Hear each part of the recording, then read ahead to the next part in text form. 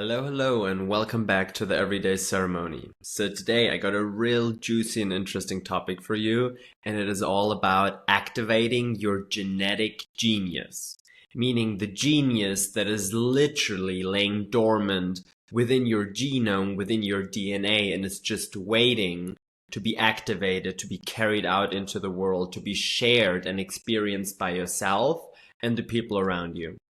And the first question that might pop up for you is like, why? Why should I activate my genetic genius, Tim? And so my perspective on it is because so few of us really know our unique internal genetic setup and potential that is actually within us. And so we spend a lot of our life looking for fulfillment around, outside, and this perfect relationship, in the job we always wanted to have, in a certain amount of money and fame and this and that.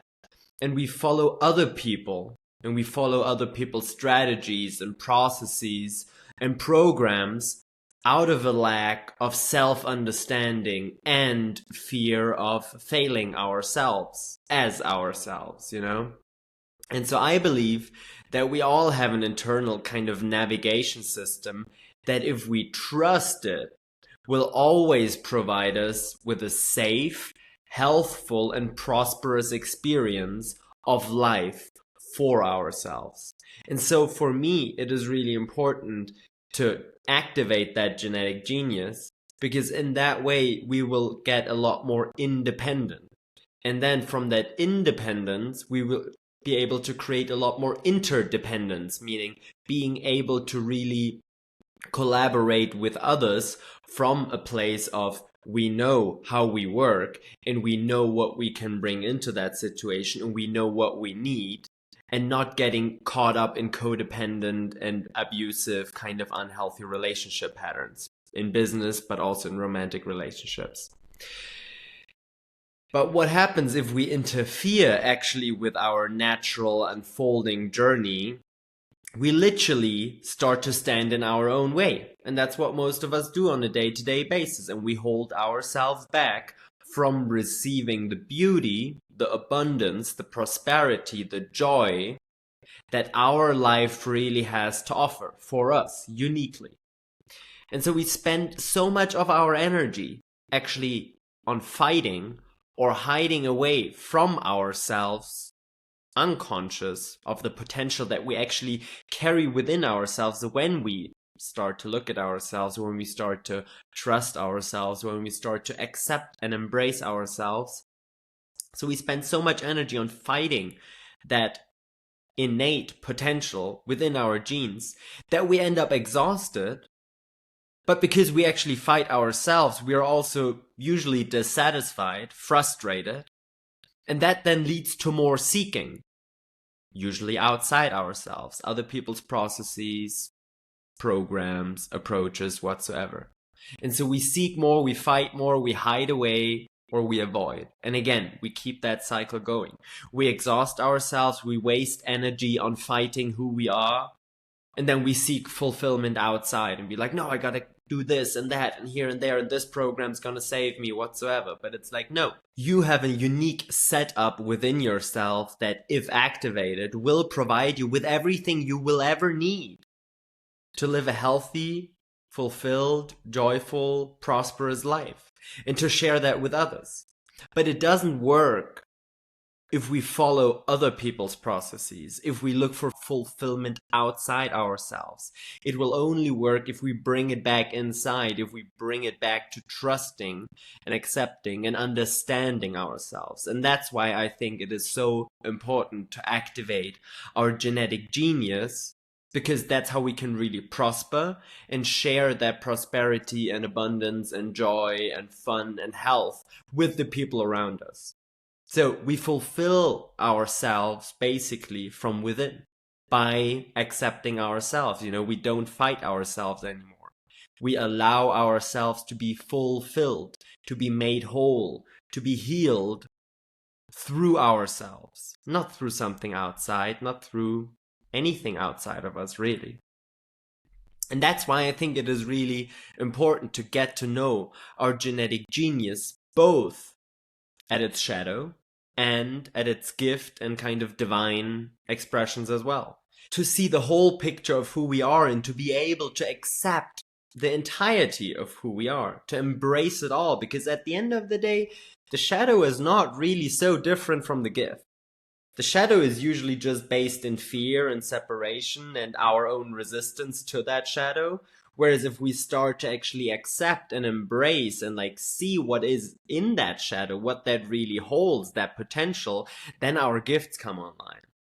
And that's why I think we should all be working on activating our genetic genius if we want to live a more easeful, joyful, prosperous, healthful, and life of service to ourselves and others. So now that we figured out why, question number 2 might be how? Like, how the fuck are we doing that? And so, what if I told you that there's actually a map to that navigational system that I just told you about, that navigational system within you that actually brings you always what you need for yourself to grow and evolve and like really share that potential within you? There is a map to that.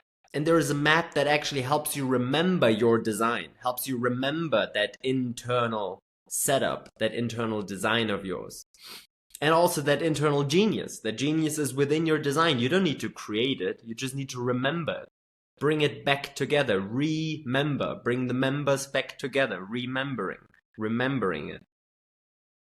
And then from there, this map will also help you to live more from a place of consciously getting to know yourself honestly and truthfully, and just allows you to be who you are rather than who you think you need to be rich, to be this, to be that, to be happy, you know? Sometimes we think we need to be different than we are to be happy. Happiness is not an end result, but that's a different story. And there is a lot of different approaches, actually, to getting to know yourself and getting to know your design, you know, your unique nature. And a few of them being Western astrology, Vedic astrology, there is human design, there is numerology, there is matrix of destiny. And these processes and practices have been out there serving people for hundreds and thousands of years in esoteric circles and traditions. And the one that really got my attention and that really evoked the most resonance, I would say, within myself are the gene keys. And the gene keys are kind of a combination of astrology, human design, and the I Ching, which is an ancient Chinese oracle based on 64 hexagrams or archetypes. And that just fucking blew my mind. Like, I saw that, I dove into that, and I just kept diving deeper and deeper and deeper and deeper. And I'm 2 years into my own journey there, and I'm still like exploring so much. And it's so broad and so beautiful. And in the same time, you know, there's a lot of depth and potential in there, but it's also so gentle. Like, it really opens me up from the inside out. It doesn't tell me, you go there and then it's going to be figured out. No, it's a slow and gentle process of flowering. Like, you can really see those seeds, like those shadows, starting to grow into flowers. And then from those flowers, those gifts, they're already beautiful to look at and like really more expressive than just the seed that holds it all within. But like those flowers then carry even fruits, the divine expressions that then you can share with other people. But so what I found so fascinating about this process is the utterly gentle and at the same time powerful approach, really helping to create more loving rather than judgmental awareness. Oftentimes when we become aware of things, we judge them, we want to change them, we want to get them out of our life. Through the gene keys, I have really learned to accept my shadows. And I'm still in that process, you know, it's like every day I'm getting faced with something and I'm like, shit, can I trust that as well? And the gene keys have shown me that I can trust that, because those shadows, those things that I want to get out of my life are really holding the gifts, are really the seeds for my unfolding to happen. And there are different approaches towards working with the gene keys. And the one that I found worked the best for myself is the sequential one. And so to explain you this sequential approach a little bit more in detail, I will pull up my own chart right now and we're going to have a look at that together. And if you're just listening to that, don't worry about it. You can always rewatch it and I'll just tell a bunch of stuff. And if you're interested, I would recommend you to come back and watch the video, because there we will just more see how that whole activating your genius can come along. But I'm just going to pull up my profile now and we're going to have a look at it together.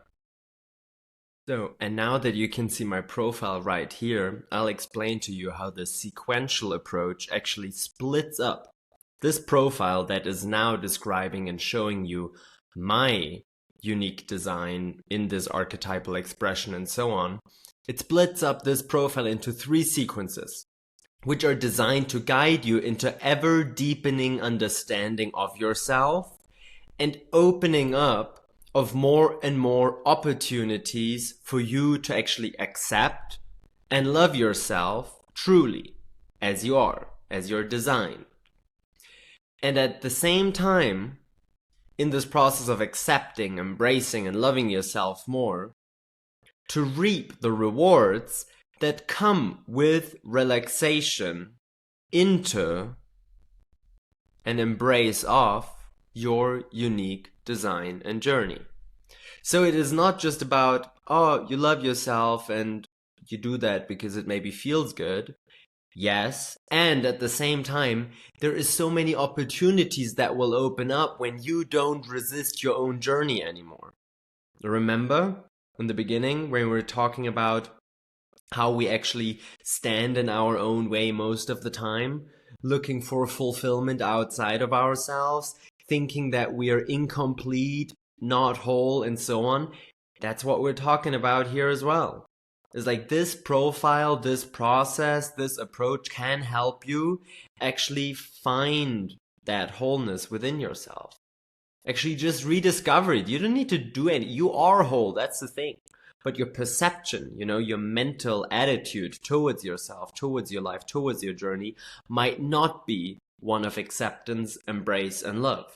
And this thing can help you to do so through those sequences. In short, you will get to see yourself more clearly, and you'll get provided with the keys that you can then use to open up the potential that is actually laying dormant within your genes.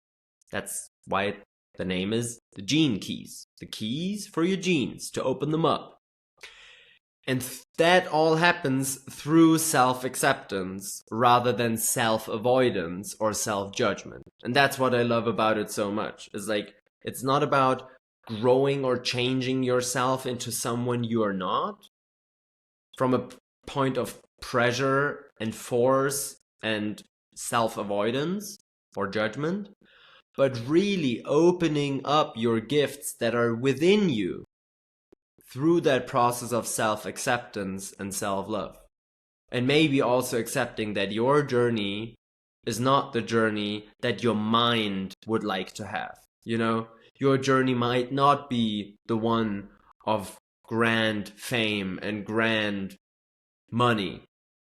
It might be a very humble, ordinary experience. But if you relax into that, you'll have the most joyful life ever because you are living according to your design, And that is sometimes difficult to understand because our mind thinks it can do everything with willpower. And we can manifest shit. We can manifest anything in this material plane, but at which cost? Maybe our physical health will actually really suffer under that because there is so much pressure. We have this hierarchy where our mind always thinks it knows best. Maybe our mind doesn't know best. Maybe our body, maybe our genes know best. And maybe we just need to use those keys to open up our genes, to live the life that we could have never imagined possible for ourselves, yet the most beautiful and fulfilling because it is in alignment with who you are supposed to be in this lifetime. And so now that we answered why and how, there might be the question, what are we actually doing there? Like, what is actually the thing that those gene keys do?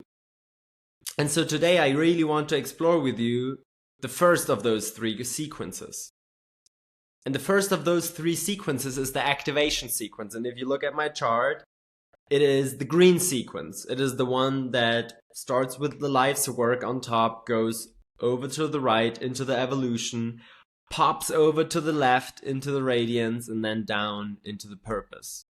Where from there, from the root of the purpose, then starts off the Venus sequence, which is basically a wound map of your three developmental cycles, including the gestation period within your mother's womb, going up into your vocation, and then transforming into the Pearl sequence, which is all about the prosperity and the beauty you can share with this world, the gifts, the richness you can share with this world, and your own prosperity. But today we're going to start with the green one, with the activation sequence, because before we get deep into those wounds and patterns and protection mechanisms and defense shields of our developmental cycles, we gotta get an idea what our frame looks like, right? So the green sequence, the activation sequence, I see this sequence personally as the foundational understanding of your physical genius, which basically opens up the challenges and the potential within your journey of becoming and the essence of your being. So your life's work and your evolution are really describing your journey of becoming, what you're here to learn, what you're here to evolve into, what is kind of your work that you gotta do.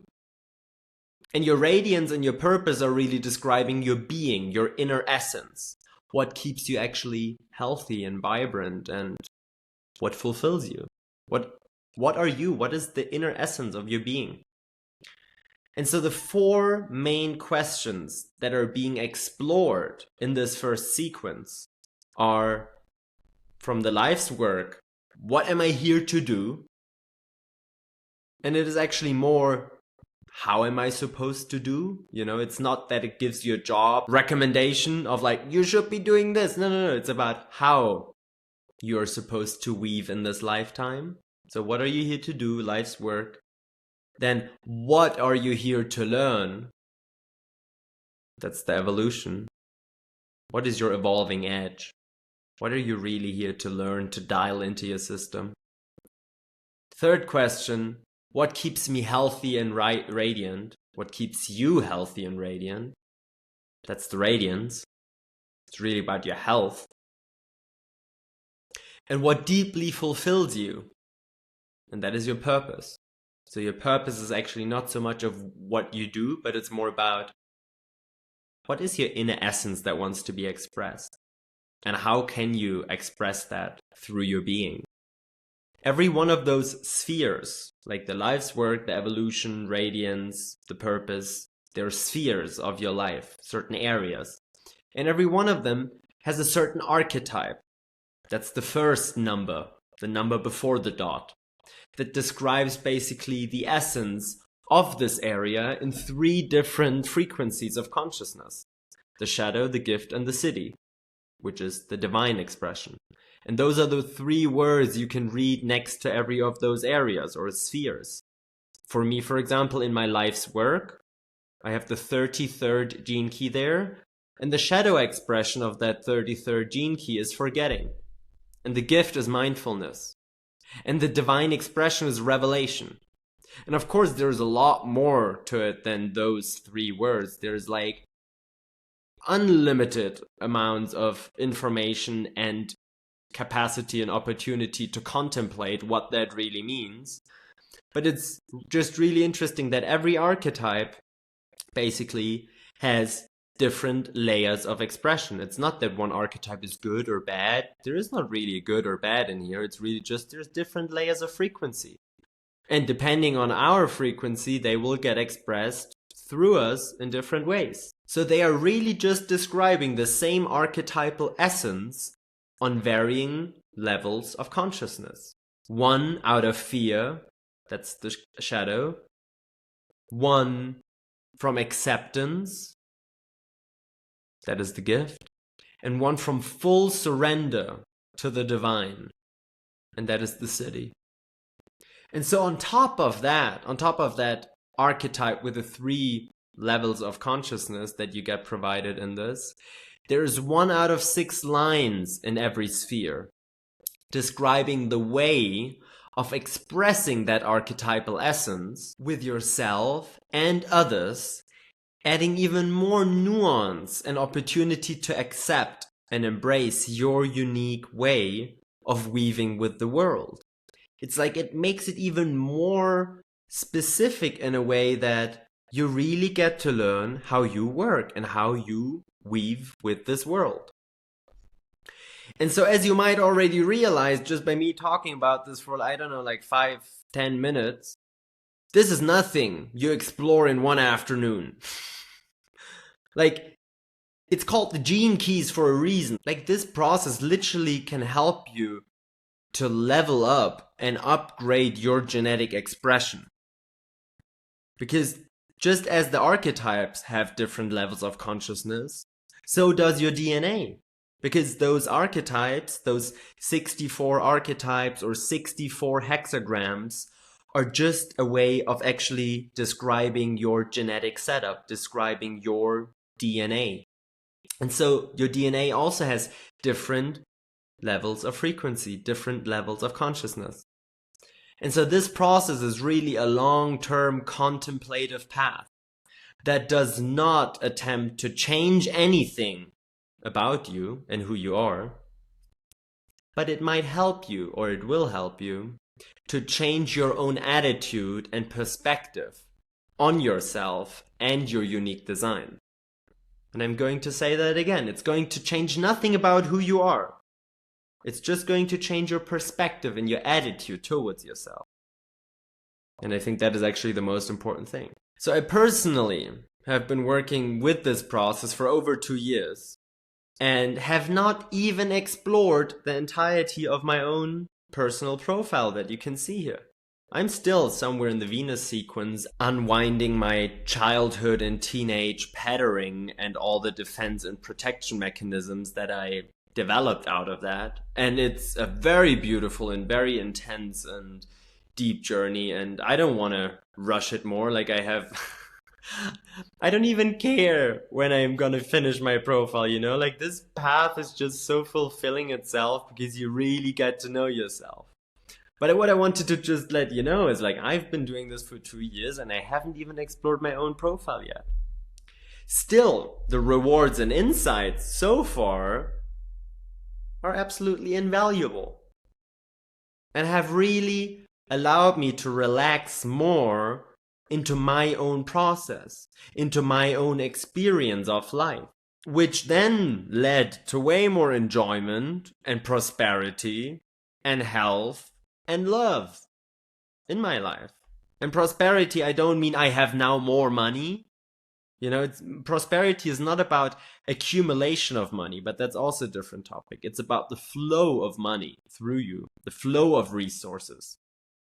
We always want more money, but sometimes if we don't need the money, then the money actually just creates more challenges and difficulties than actually fulfillment and ease and freedom.